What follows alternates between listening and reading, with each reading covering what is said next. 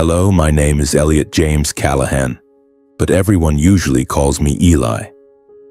I'm 29 years old, living in Harrisburg, Pennsylvania, a city that's not large, nestled quietly beside the gently flowing Susquehanna River. Harrisburg isn't as bustling as Philadelphia or as industrial as Pittsburgh, but it has its own charm. Old cobblestone streets, red brick buildings faded by time, ancient oak trees standing silently along the roads, and the crisp autumn air that always seems to linger. I work at the local university library as an archivist, diligently organizing books, documents, and sometimes handwritten notes from the last century. My job isn't glamorous and it doesn't pay much, but I love it. I love how the pages of old books tell stories no one remembers anymore, and how history, especially the Cold War era, unfolds before me like a mysterious novel. But in the eyes of my family, I'm a failure. Eli, you're still living off that pathetic salary? That's the line my cousin Jake often throws at me during family gatherings, paired with a smirk and a look as if I'm some alien creature. To them, I'm the useless one, the only Callahan who didn't dive into the world of business chasing money or fame.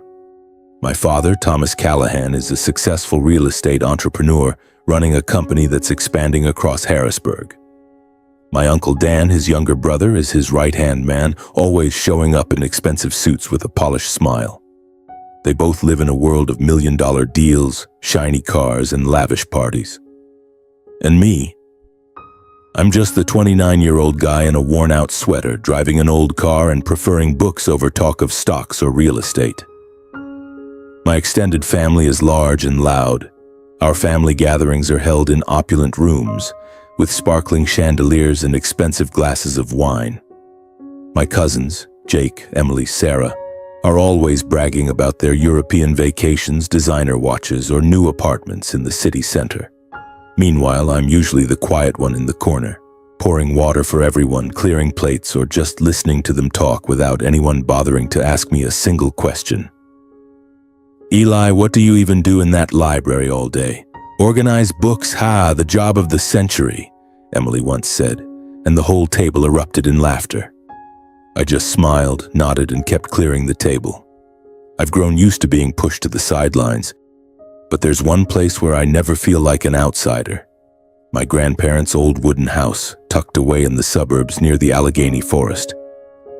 My grandfather, Walter Edmund Callahan, or Grandpa Walt as I call him, is a tall man, though time has bent his back, turned his hair snow-white, and made his hands gnarled.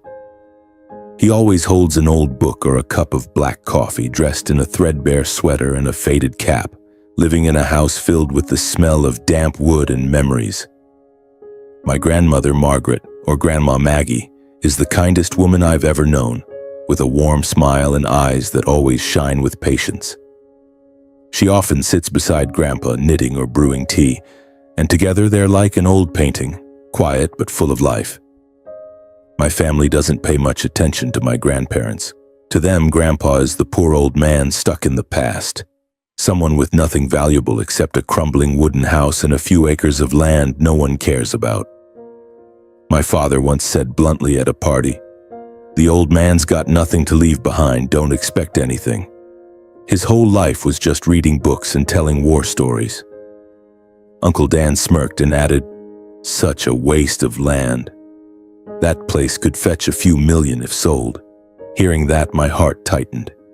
Grandpa never responded. He just sat quietly in the corner, staring out the window, as if living in a world none of us could understand.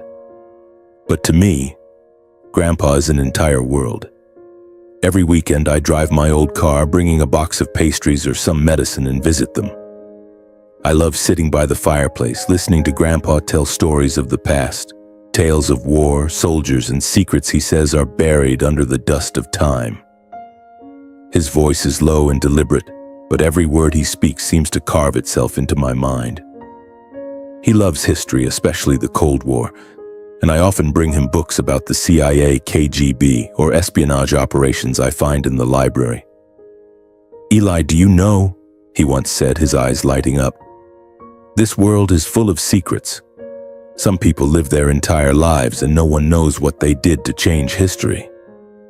Grandma would sit nearby, smiling and chiming in, Walt, don't confuse the boy with your stories. But I knew she was only pretending to scold him.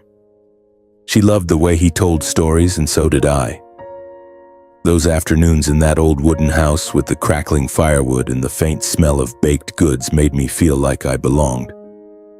I didn't need an expensive car or my family's approval.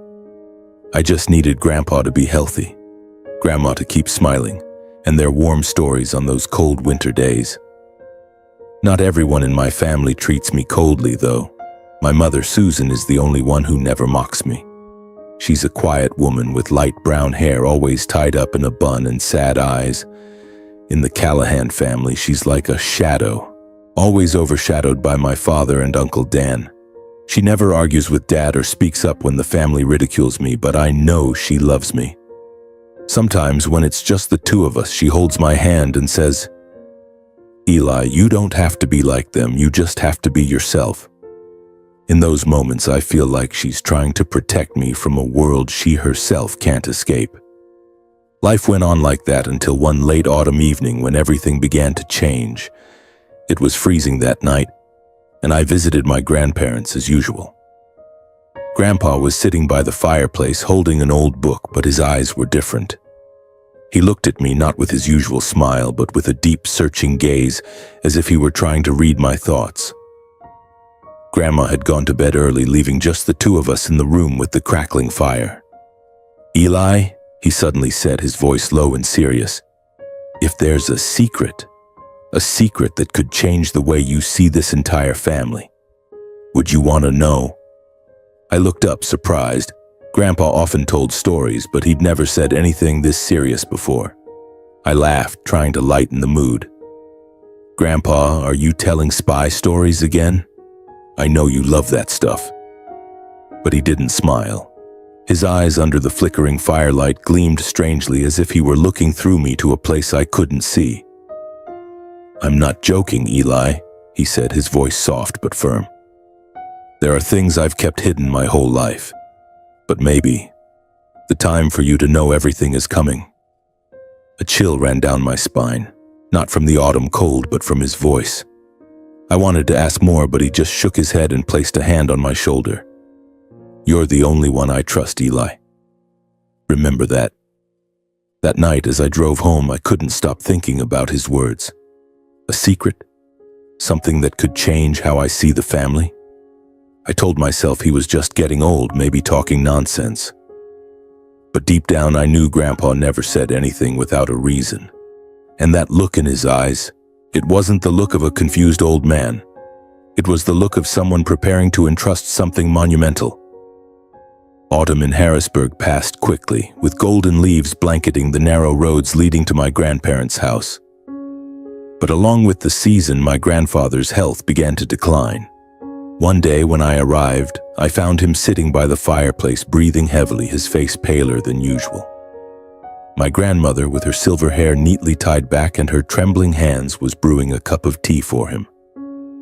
"He's been coughing all week," she said, her voice laced with worry but trying to stay calm. "The doctor says it's pneumonia, but he refuses to go to the hospital. He insists on staying here." I looked at Grandpa, the man who was once tall and strong, now worn down by time. The threadbare sweater he wore seemed looser on his frame, and his eyes, though still bright, carried a hint of exhaustion. I knelt beside his chair, taking his hand. "Grandpa, you have to see a doctor." "I'll take you," I said, trying to keep my voice steady. He shook his head, giving me a faint smile. "Eli, I'm old. I don't need a hospital. I just need to be here, with your grandmother, and with you."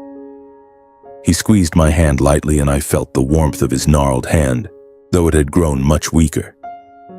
I wanted to argue, to convince him, but his eyes silenced me. They weren't the eyes of someone giving up, but of someone quietly accepting the inevitable. From that day on, I visited my grandparents more often, sometimes taking entire days off work to stay overnight. I brought medicine, cooked soup, and helped Grandma clean the wooden house. On those nights, I would sit by Grandpa listening to his stories. But they were no longer about wars or spies. He began talking about his life, his youth, and the distant journeys he never described in detail. Eli, have you ever thought that a person could live two lives? He asked one evening as the firelight cast flickering shadows across his face. Two lives? I repeated, unsure of what he meant. He nodded, staring into the flames. One life that everyone sees, and another that only the person themselves knows. Some things have to be buried deep because if they're revealed, they could destroy everything. His words sent a chill through me. I wanted to ask more, but Grandma walked in, carrying a tray of freshly baked cookies, and he shifted to talking about her baking. I smiled, but inside, his words were like a stone dropped into a still lake, creating ripples that wouldn't stop. While I tried to care for Grandpa, the rest of my family seemed indifferent. My father, Thomas, was busy with new real estate deals, frequently flying to New York or Chicago to meet partners. Uncle Dan was constantly in the local papers, boasting about their company's latest purchase of a large plot of land in downtown Harrisburg. My cousins, as usual, were caught up in their lavish parties, exotic trips, and new cars. That Thanksgiving, not one of them visited my grandparents. My father called, offering a few cursory words. "Is your grandpa okay? I'm swamped, but maybe I'll stop by next week." But the next week he didn't come. Uncle Dan sent an expensive gift basket with imported wine and cheese, but not a single word of concern. My cousins didn't even bother to call. Only my mother and I visited my grandparents for the holiday. Mom brought a roasted turkey and I brought a box of ginger cookies that Grandma loved. We sat around the old wooden table in their small kitchen, eating and talking.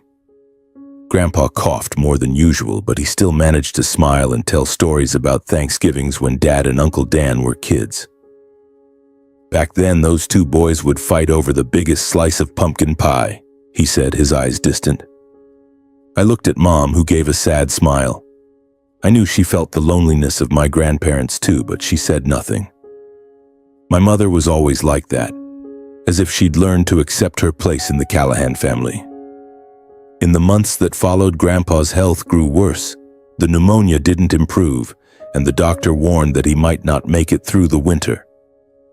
I started staying at their house more often, sometimes sleeping on the old armchair in the living room. Grandma, though frail herself, cared for him with a love I'd never seen in anyone else. She stayed up at night to place warm cloths on his forehead, brewed ginger tea, and reminded him to take his medicine. But I saw the fear in her eyes, though she tried to hide it. She knew he was slipping away from us. One night, when Grandpa's coughing kept him awake, I sat by his bedside, holding his hand. Their bedroom was small, with an old wooden bed and a window overlooking the Allegheny forest. Moonlight streamed through the glass, casting a silvery glow over his face. He looked at me, his eyes clouded by illness but still sharp. "Eli," he whispered, his voice weak but clear. "Don't trust what you see on the surface. When I'm gone, go to that place." "What place, Grandpa?" I asked, my heart pounding. This was the second time he'd said something cryptic, and I couldn't pretend it was just the ramblings of a sick old man. He squeezed my hand stronger than I thought he could. "You'll know," he said. "Just remember, you're the only one I trust. Don't let them blind you."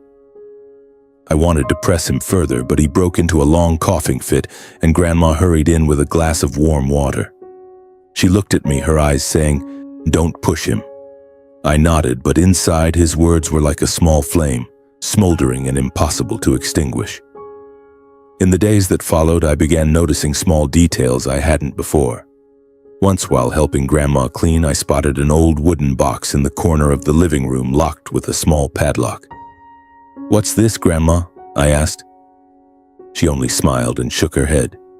"It's your grandfather's. He said to leave it alone." I didn't press further, but I couldn't forget the image of that box, its surface scratched as if it had traveled through decades of history. Grandpa's final days passed quietly. He didn't talk much anymore, but every time I visited, he would hold my hand, as if trying to pass on some invisible strength. Grandma stayed by his side, never leaving him, though I could see she was growing more haggard. My family, as usual, remained absent. Dad called once, asked a few questions, then quickly ended the call because of an important meeting. And then the fateful night came. As I sat by his side, Grandpa opened his eyes and looked at me one last time. "Eli," he whispered, his voice so faint I had to lean close to hear, "I'm proud of you." Those were his final words to me. The next morning he passed away as quietly as he had lived. I sat by his bed holding his hand, feeling the last of his warmth fade from his body. Grandma stood beside me, not crying, only gently stroking his hair. I knew she was in pain, but she was stronger than I'd ever imagined. "Your grandfather lived a long life, Eli," she said, her voice trembling, "and he loved you more than anyone." I nodded, tears streaming down my face. But amidst the grief, Grandpa's words echoed in my mind. "Don't trust what you see on the surface. When I'm gone, go to that place." I knew my journey was only just beginning. My grandfather's funeral took place on a cold, drizzly day in Harrisburg. The sky was gray and tiny raindrops streaked down the windows of the funeral home, as if the world itself was weeping for him. The room was simply decorated with an oak coffin placed amidst white floral wreaths. I stood in a corner, wearing an old black suit that my mother had found in my closet. It was slightly tight at the shoulders, but I didn't care. My mind was still immersed in memories of Grandpa, his warm, low voice, his sharp eyes, and the cryptic words I still couldn't decipher. As expected, my family showed up in full force. My father, Thomas Callahan, stood in the front row, his sleek black suit impeccable, his face stern but unable to hide a hint of impatience. Uncle Dan, with his neatly combed hair and expensive silk tie, stood beside him, whispering something to a stranger in a gray suit. My cousins, Jake, Emily, and Sarah, clustered in a corner, chatting and glancing at their phones. None of them seemed genuinely grieving. To them, the funeral felt like a formality to be completed before returning to their busy lives. My mother stood close to me, quietly holding my hand. She wore a simple black dress, her hair neatly tied up, her eyes red but tearless. I knew she was holding back, not wanting my father or anyone else in the Callahan family to see her vulnerability. Grandma sat in the front row right before the coffin, her frail hands clutching a handkerchief. She said nothing, only gazing at a black and white photo of Grandpa placed on the altar. A picture from his youth showing a rare smile and vibrant eyes. I wondered what she was thinking. Did she know about that place he'd mentioned? Did she too carry the secrets he had kept? The funeral was brief. A priest delivered a few prayers describing Grandpa as a simple man who loved his family and lived a full life. I wanted to stand up, to say that he was more than just a simple man, that he was extraordinary, the one who taught me about history, honesty, and how to live rightly. But I stayed silent.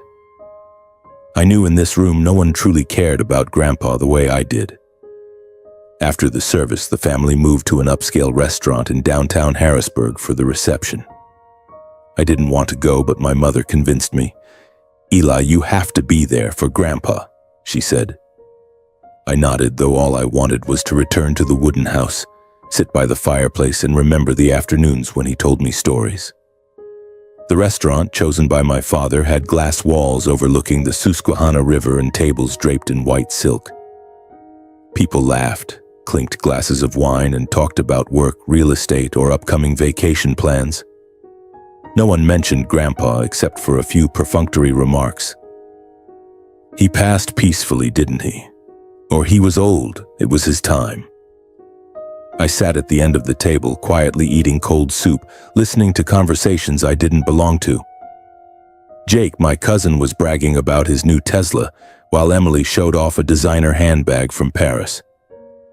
My father and Uncle Dan discussed a new real estate project, their voices brimming with ambition. "That land is gold," Dad said, his eyes gleaming. "Just need to sort out a few issues with the city council and we'll be rolling in it."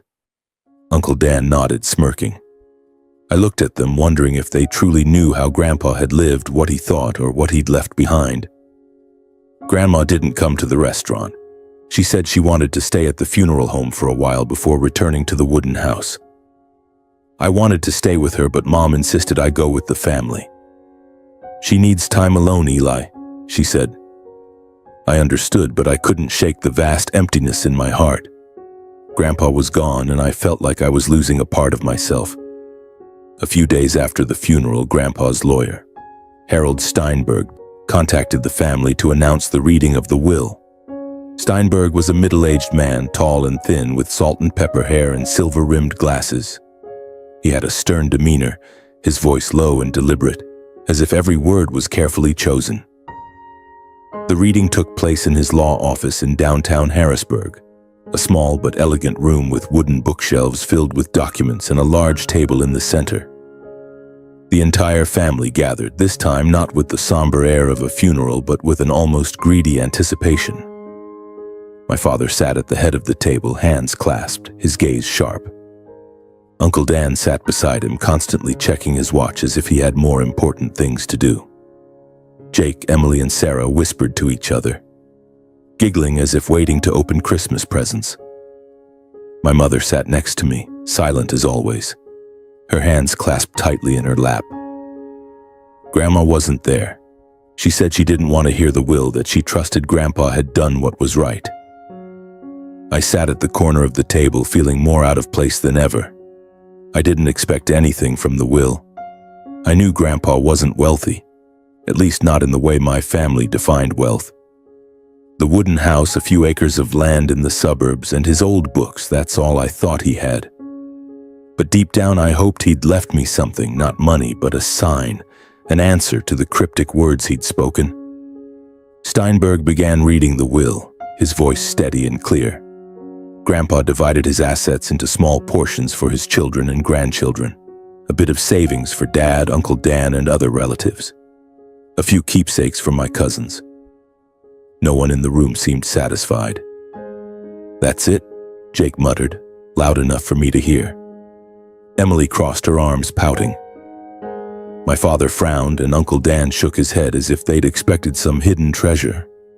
Then Steinberg looked at me, adjusted his glasses, and continued. "To my grandson, Elliot James Callahan, I leave the old property number 1417, and $10. The room fell silent for a moment before erupting in laughter.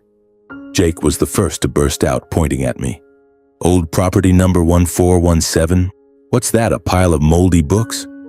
Emily giggled, covering her mouth as if trying to hold it in. $10? The old man sure knew how to joke, Sarah said, her voice dripping with sarcasm.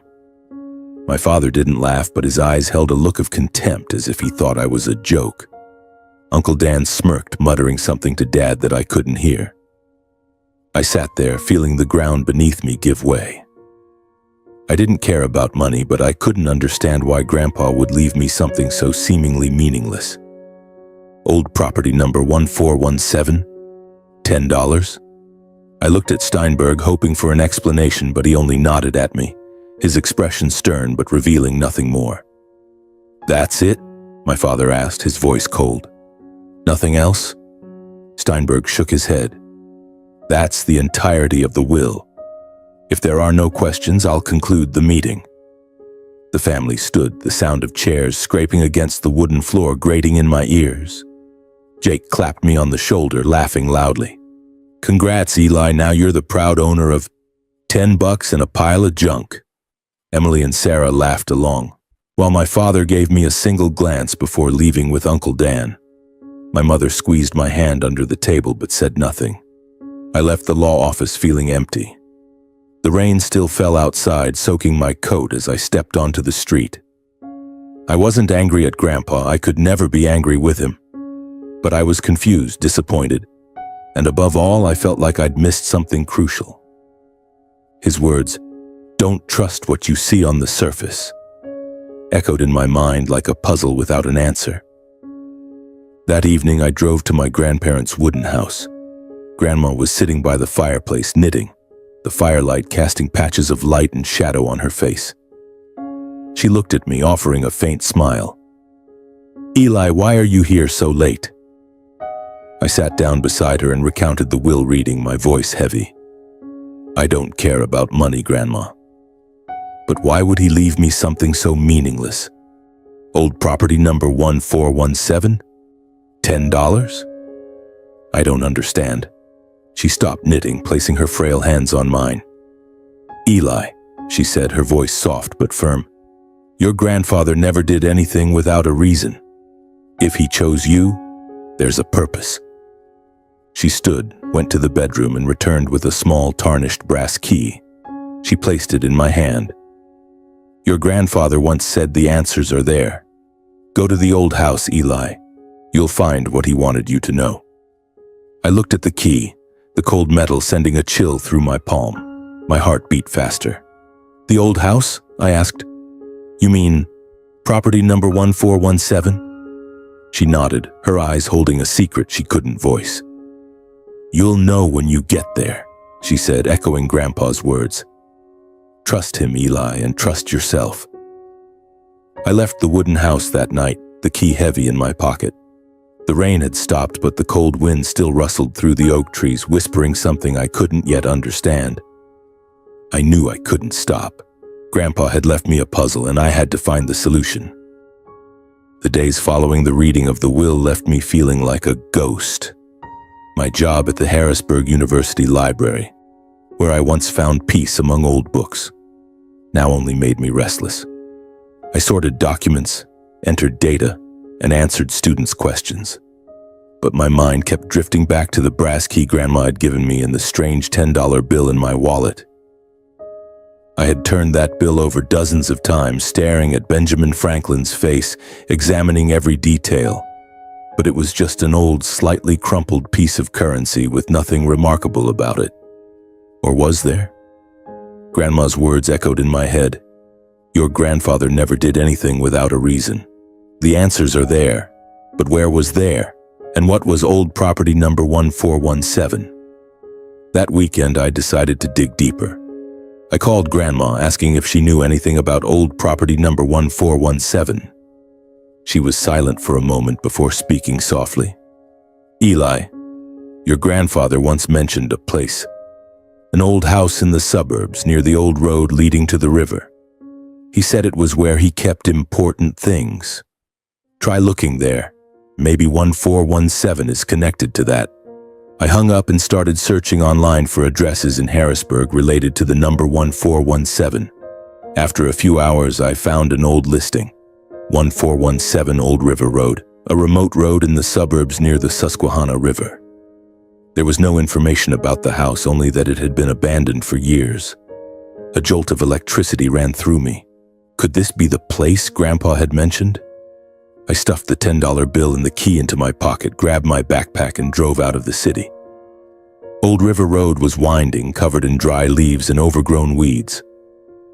The houses grew sparse as I left central Harrisburg behind, and the landscape turned desolate, with only bare trees and the faint glimmer of the river in the distance.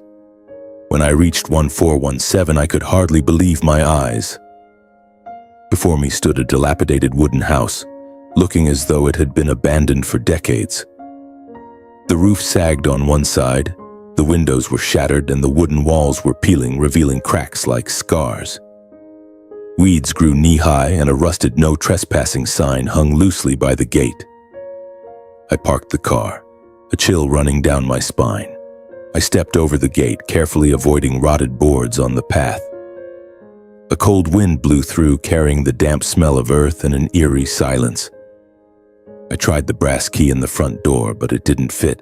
The door was so decayed that a gentle push opened it, creaking like something out of a horror movie. Inside, the house was dark and cold. The wooden floor was coated in a thick layer of dust, and the air was heavy with the smell of mold. Scattered remnants of old furniture, a table with a broken leg, a few chairs draped in cobwebs, a shattered lamp littered the room.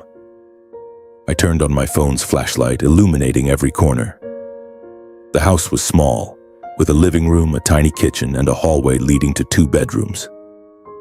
I checked each room, tapped on walls, lifted tattered rugs, hoping for a clue. But there was nothing, just dust and silence. I began to wonder if I was chasing an illusion. Had Grandpa really left me a puzzle with no solution? I sat on an old chair, trying to suppress my growing disappointment. Then I pulled out the $10 bill again, examining the serial number. J1417K89632.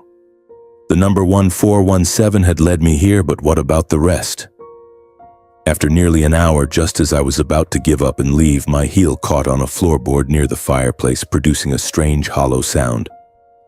I knelt down and pried at it gently. The board was loose, and when I pulled harder, it came free, revealing a small metal hatch with a combination lock. My heart pounded. A hidden cellar? In an abandoned house no one knew Grandpa owned? I looked at the $10 bill, focusing on the serial number. If 1417 was the code, I'd try it. I entered 1417 into the lock. A soft click sounded and the hatch popped open. I trembled, not from the cold, but from a mix of excitement and fear. What had Grandpa hidden here? And why had he chosen me to find it? I stood there, staring down the narrow wooden staircase leading into darkness.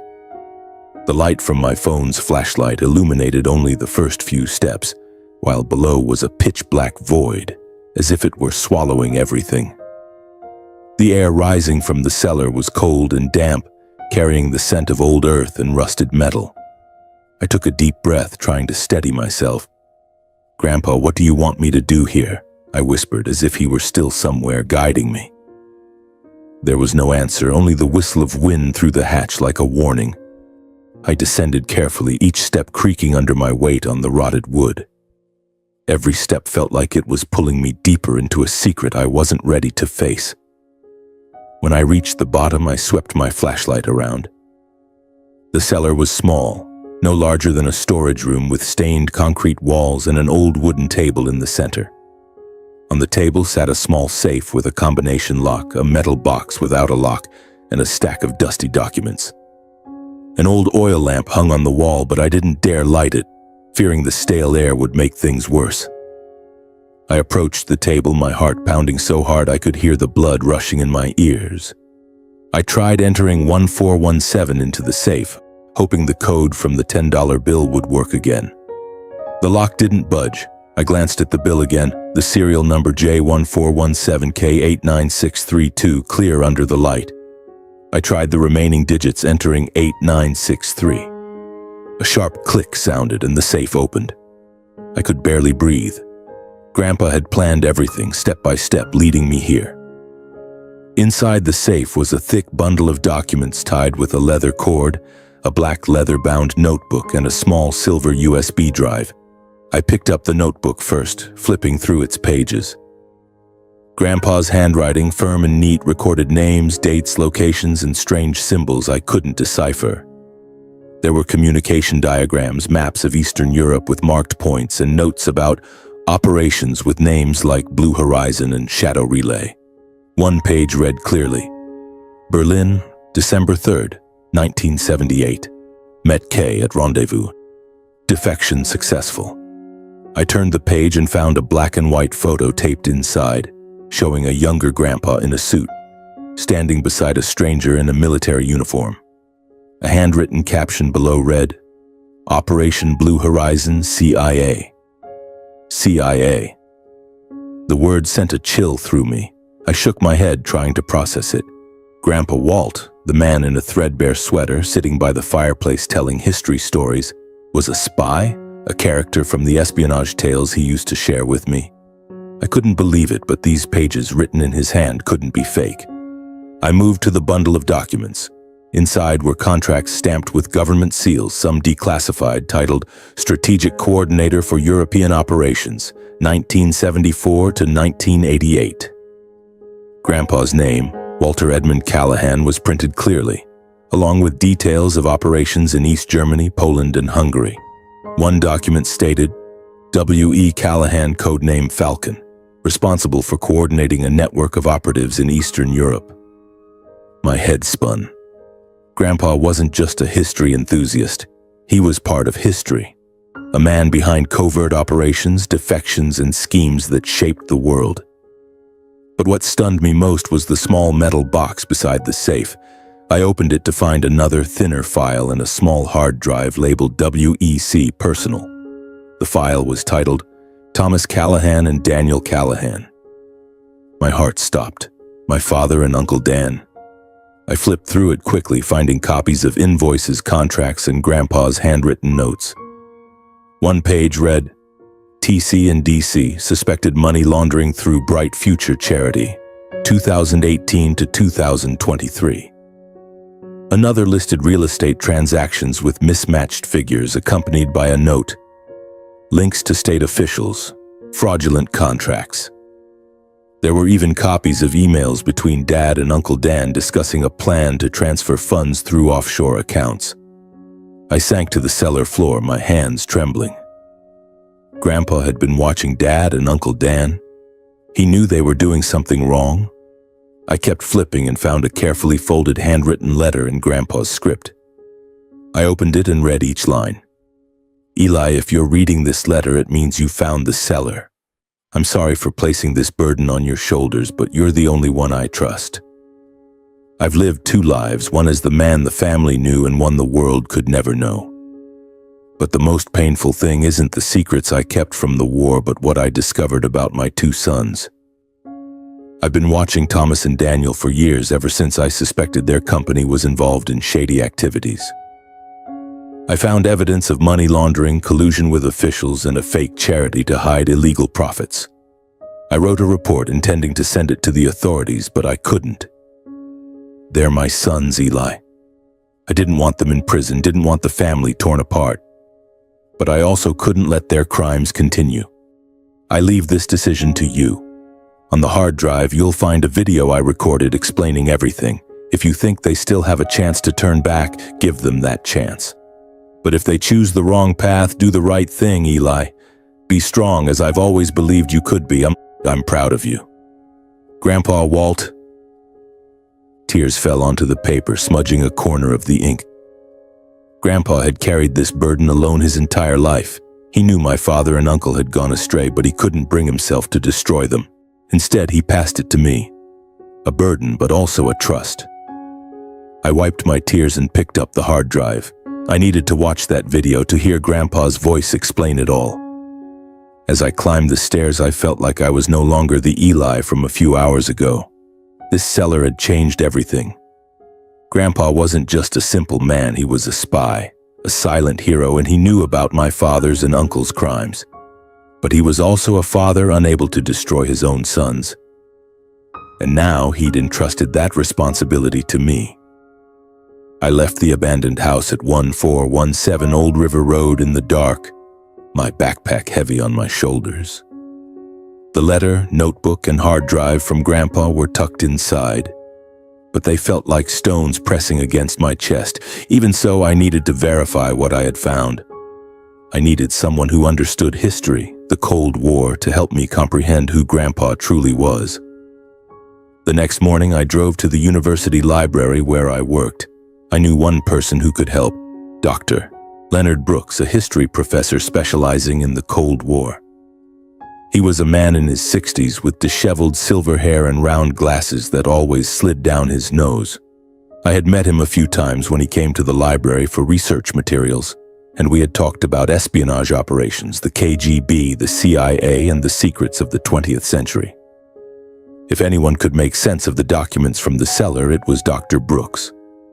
I brought the leather-bound notebook and a few photos from the cellar, carefully wrapped in a cloth to avoid damage. I didn't bring all the documents, fearing that if someone discovered them, I'd be in trouble. When I stepped into Dr. Brooks' office, I found him seated among stacks of books and papers, a quill pen in hand like a scholar from a bygone era. He looked up and smiled when he saw me. Eli, what a surprise to see you here. How can I help you? I hesitated, placing the notebook and photos on his desk. Dr. Brooks, these are something I found. I think they're related to the Cold War, but I'm not sure. Can you help me figure them out? He raised an eyebrow, picked up the notebook, and flipped through a few pages. His eyes widened, and he adjusted his glasses, reading more closely. Where did you get this, Eli? His voice suddenly turned serious.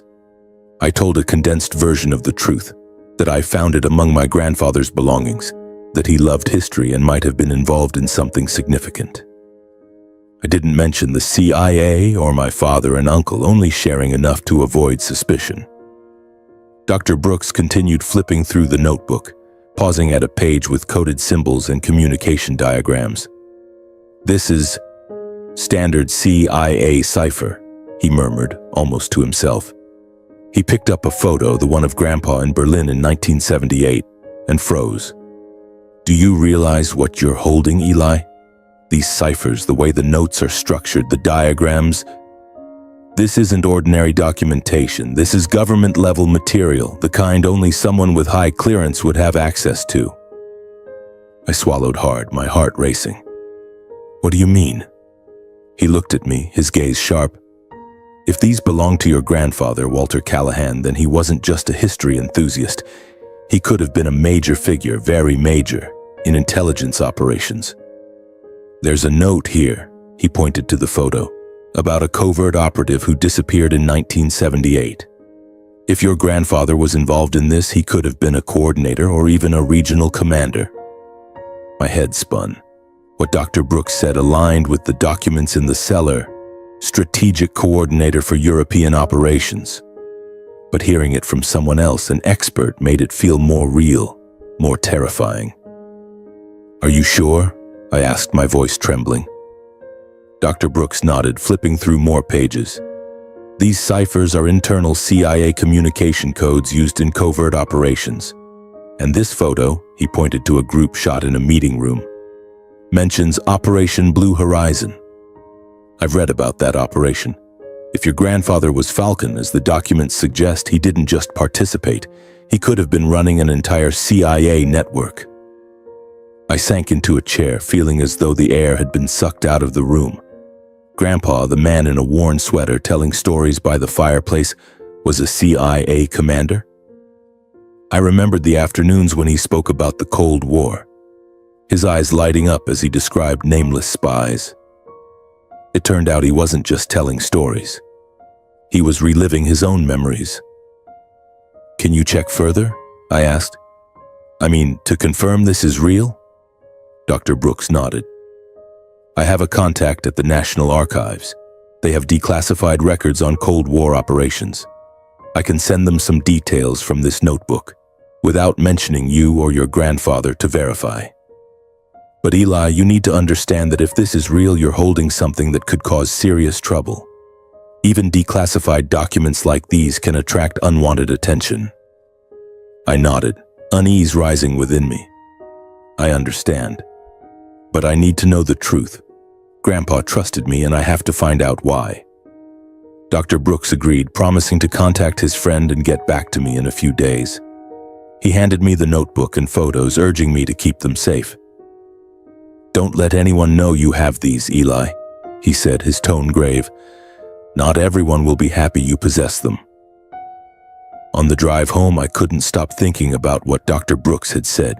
Grandpa was Falcon, a CIA commander, a silent hero. But he was also a father, heartbroken over his son's crimes. His letter echoed in my mind. If they still have a chance to turn back, give them that chance. But if they choose to continue their crimes, I leave the decision to you. The weight of that responsibility felt heavier than ever. My father and Uncle Dan, the ones who always saw me as useless, were living off dirty money. And I was the only one who knew the truth. I got home, locked the door carefully, and hid the backpack in a concealed corner of my closet. I didn't dare let anyone see these documents. Not my mother, not Grandma, and certainly not Dad or Uncle Dan. But I knew I couldn't stop. Grandpa had chosen me, and I had to do the right thing, even if it meant confronting my own family. The days after meeting Dr. Brooks were filled with constant tension. Every noise outside my door, every ping of a text message on my phone made me jump, as if someone were watching me. The documents from the cellar, the notebook, the letter, the hard drive, felt like ticking time bombs waiting for me to decide what to do with them. Dr. Brooks had promised to verify the information about Grandpa's past, but he had also warned me. These things could cause big trouble, Eli. Be careful. I knew he was right, but I couldn't just sit still and pretend nothing had happened. Grandpa's letter kept echoing in my mind. My father, Thomas Callahan, was a stern, patriarchal man who always saw me as a failure. Uncle Dan, with his slick smile and cunning mind, was even more intimidating. I knew they wouldn't listen easily, but I had to try, for Grandpa and for myself. I decided to meet them at my father's office in downtown Harrisburg. Callahan & Sons Real Estate was housed in a sleek glass building with polished signs and the company logo etched on the door. I rarely came here. The last time was years ago when Dad tried to convince me to quit my library job and work for him.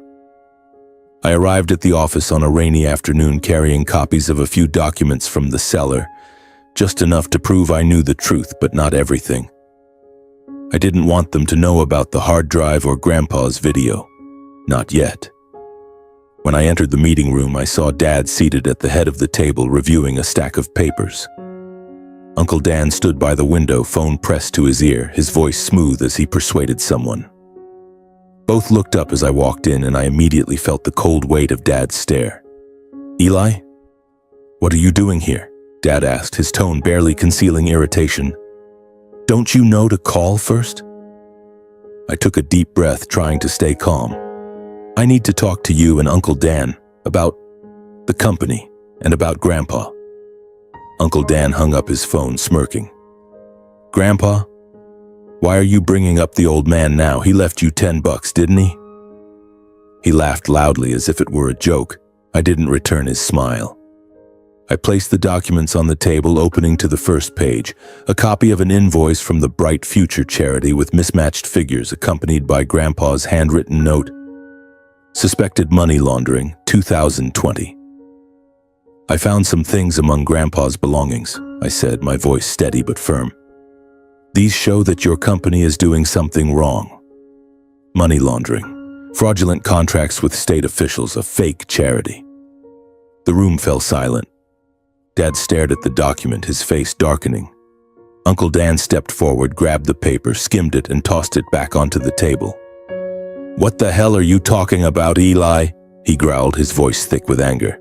"You think you can waltz in here with some nonsense papers and accuse us?" "I'm not accusing," I said, trying to keep my voice from shaking. "I just want you and Dad to stop, to make things right before it goes too far. Grandpa knew everything. He'd been watching you for years. He didn't go public because he didn't want you both in prison, but he left these to me and he told me to do the right thing." Dad stood, his hands slamming onto the table, his eyes burning into me. "You dare talk about the right thing?" he shouted. "You, a library clerk living off a pitiful salary, dare stand here and lecture me on how to run my business? Your grandfather was a stubborn old fool, and so are you. These are fake, Eli. Fake. You think you can tear down this family with a few pieces of paper?" "They're not fake," I replied, my voice rising more than I intended.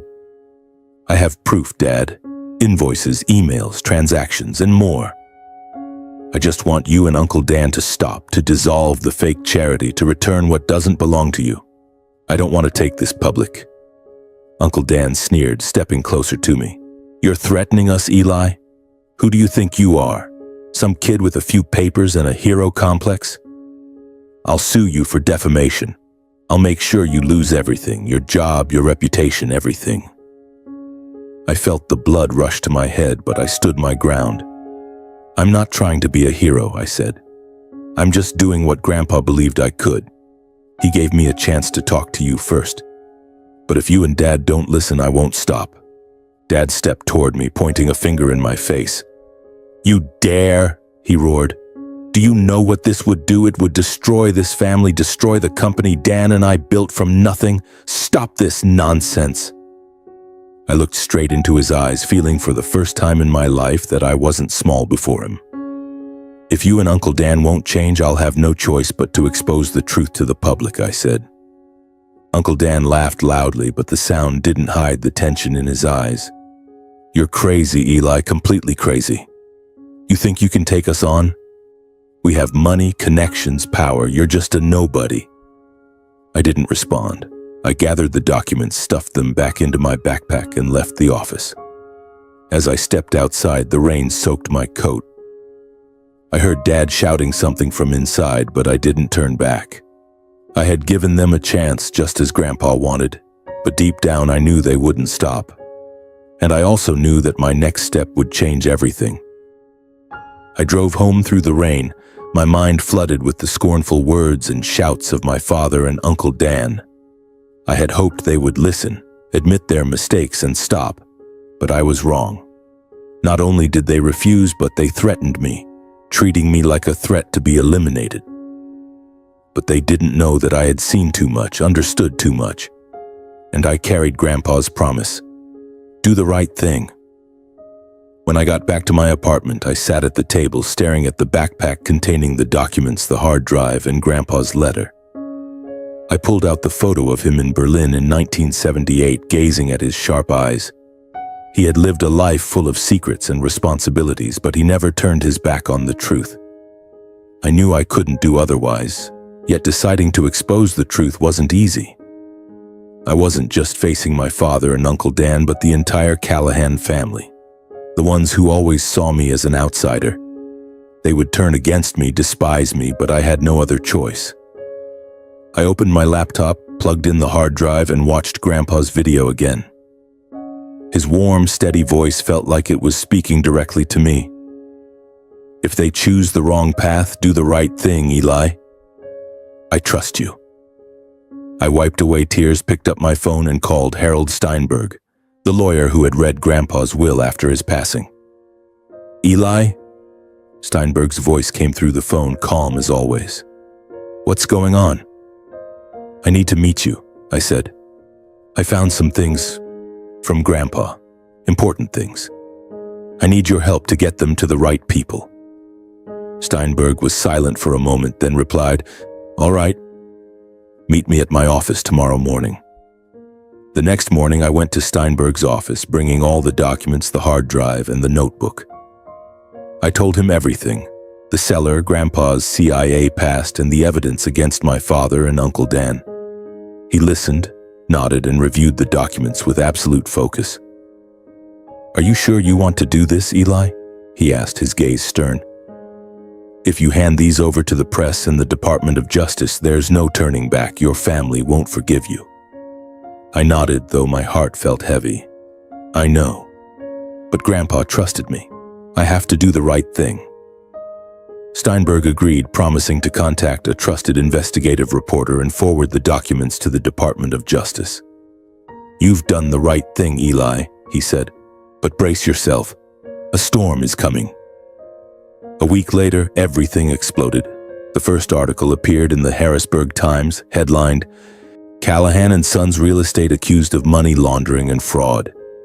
The piece cited documents from an anonymous source, detailing the fake charity, illegal transactions, and ties to state officials. The company's stock plummeted that same day. Police raided my father's and Uncle Dan's offices, freezing their bank accounts. Both were summoned for hearings. My family was in chaos. Jake called, screaming at me, What have you done, Eli? You've destroyed this family. Emily and Sarah sent furious texts, calling me a traitor. Dad didn't call, but Uncle Dan sent a message. You'll regret this, Eli. Only my mother stood by me. One evening, she showed up at my apartment, her eyes red. You did the right thing, Eli, she said, her voice trembling, but you're going to suffer for it. I didn't defend myself or explain. I only said, I just did what Grandpa believed I could do.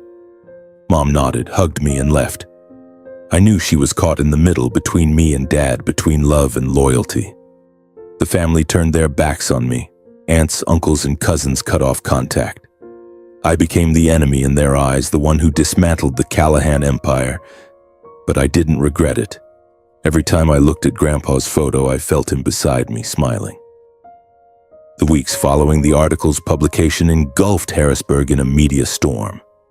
Television, newspapers, and social media posts buzzed incessantly about the Callahan and Sons scandal. Images of my father and Uncle Dan appeared everywhere, on evening news and investigative reports, and even in the angry status updates of local residents. Their company collapsed swiftly, with accounts frozen and major contracts canceled. I heard they had hired the best lawyers to fight the allegations, but the evidence from Grandpa's hard drive was too clear, too detailed. They couldn't deny it. I didn't follow the news much. Every headline, every article felt like a knife reminding me that I was the one who set this in motion. Not because I wanted to destroy my family, but because I wanted to do what Grandpa believed I could. Yet that didn't ease the pain in my heart. I was lonelier than ever. My mother was the only one who still spoke to me, but she rarely visited, as if afraid of being caught between me and Dad. Grandma, though she still loved me, seemed too exhausted to face what was happening. "You did the right thing, Eli," she said over the phone, her voice frail. "But let me have some peace for a while." I understood. She had lost Grandpa and now her family was unraveling. I didn't blame her. One morning, as I sat in my apartment staring at the 1978 Berlin photo of Grandpa, my phone rang. It was Harold Steinberg, Grandpa's lawyer. "Eli, you need to come to my office now," he said, his voice serious but tinged with excitement. "There's a part of the will I haven't disclosed. It concerns you." I was stunned. Another part of the will? I thought everything had been revealed at the previous reading. The $10 and old property number 1417, which turned out to be the abandoned house. But Steinberg's tone made me feel this was no small matter. I drove to his office, a mix of curiosity and anxiety swirling within me. When I walked in, Steinberg was seated behind his desk, a thick stack of documents in front of him. He smiled, a rare sight for someone as stern as he was. "Eli," he began, "your grandfather, Walter Callahan, was an extraordinary man, and he left you something far greater than what your family knows." I sat down, my heart racing. "What do you mean? I found the cellar, the documents, everything?" Steinberg slid the stack of documents toward me. "This is your grandfather's hidden estate. During his time with the CIA, he amassed a significant fortune, not from illegal activities, but from savvy investments, overseas properties, and shares in a Silicon Valley tech company. The estimated total value, hundreds of millions of dollars." I was speechless, unable to process it. Hundreds of millions of dollars? Grandpa, the man in a threadbare sweater living in an old wooden house, was that wealthy? I shook my head, trying to make sense of it.